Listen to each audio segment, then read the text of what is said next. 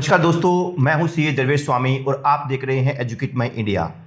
दोस्तों, आज हम बात करेंगे इनकम टैक्स एक्ट के एंगल से सोसाइटी बनाना सही है या नहीं है। अगर आपने एक सोसाइटी बनाई है कॉन्ट्रैक्टर पर्पज़ के लिए या किसी और बिजनेस पर्पज़ के लिए या अन्य चैरिटेबल पर्पज़ के लिए भी बनाई हो चाहे, तो ऐसे केसेस के अंदर आपका जो सोसाइटी का जो फॉर्मेशन है वो इनकम टैक्स एक्ट के एंगल से कभी भी बेस्ट चॉइस नहीं हो सकता।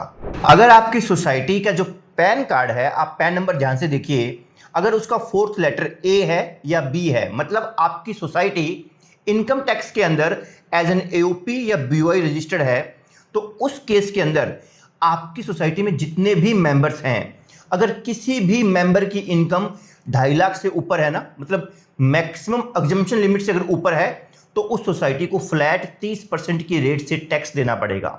मतलब उसे इंडिविजुअल के स्लैब बेनिफिट्स नहीं मिलेंगे। तो स्लैब बेनिफिट्स किस अवस्था में मिल सकता है? वो केवल एक ही स्थिति हो सकती है कि यदि सभी मेंबर्स की इनकम 2.5 लाख से कम हो, और ये आमतौर पर होता नहीं है। तो इसीलिए मैं हमेशा कहूंगा कि अगर आप इनकम टैक्स का एंगल देखोगे तो आप सोसाइटी बनाने से बचिए।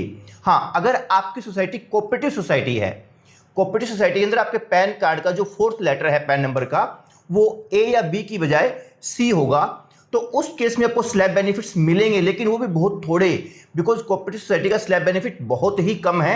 आप स्क्रीन पे देख सकते हैं, आप चाहे तो वीडियो पॉज करके इसको ध्यान से पढ़ लीजिए। तो ये भी नाम मात्र का बेनिफिट है। तो इन शॉर्ट मैं आपको ये कहना चाहूंगा कि अगर आपने सोसाइटी बनाई है तो मोटा मोटी 95% केसेस में आपको फ्लैट 30% की रेट से टैक्स देना पड़ेगा, प्लस सरचार्ज और एजुकेशन सेस जो लगेंगे वो अलग से। दोस्तों, अगर आपको ये वीडियो पसंद आई हो तो please like, subscribe and share जरूर कीजिए। तो मैं दरवेश स्वामी मिलता हूं आपसे नेक्स्ट वीडियो में। Till then tata, bye bye.